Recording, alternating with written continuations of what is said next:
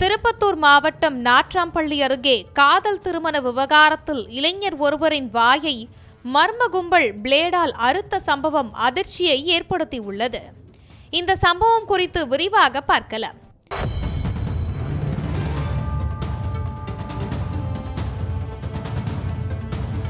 கிருஷ்ணகிரி மாவட்டம் தின்னக்காலனி பகுதியை சேர்ந்தவர் தேவா.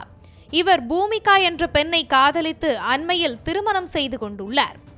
இந்த இளம் தம்பதியினர் திருப்பத்தூர் மாவட்டம் நாட்றாம்பள்ளி அருகே உள்ள புத்துக்கோவிலுக்கு சுவாமி தரிசனம் செய்ய சென்றுள்ளனர்.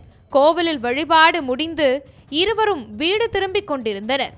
அப்போது நாட்றாம்பள்ளி டோல்கேட் அருகே இருவரும் சென்று கொண்டிருந்த போது அங்கு திடீரென வந்த 5 பேர் கொண்ட கும்பல் அவர்களை வழிமறித்து நிறுத்தியுள்ளது. பின்னர் கண்ணிமைக்கும் நேரத்தில் அந்த மர்ம நபர்கள் தேவாவின் முகத்தில் பிளேடு மற்றும் கத்தியால் சரமாரியாக தாக்கி உள்ளனர். குறிப்பாக தேவாவின் வாயில் பிளேடால் அறுத்துவிட்டு மர்ம கும்பல் அங்கிருந்து தப்பிச் சென்றனர்.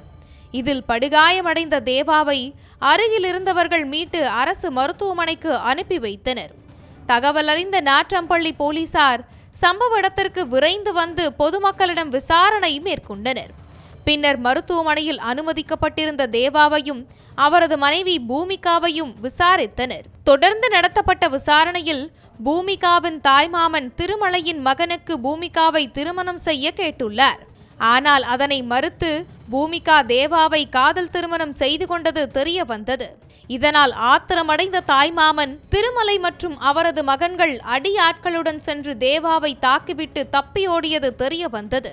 இதனையடுத்து கொலைவெறி தாக்குதலில் ஈடுபட்டு தப்பி ஓடிய திருமலை மற்றும் 4 பேரை போலீசார் தனிப்படை அமைத்து தேடி வருகின்றனர். காதல் திருமண விவகாரத்தில் இளைஞர் ஒருவரின் வாயை பெண்ணின் தாய்மாமனே அடியாட்களுடன் சென்று பிளேடால் அறுத்த சம்பவம் அப்பகுதியில் அதிர்ச்சியை ஏற்படுத்தியுள்ளது.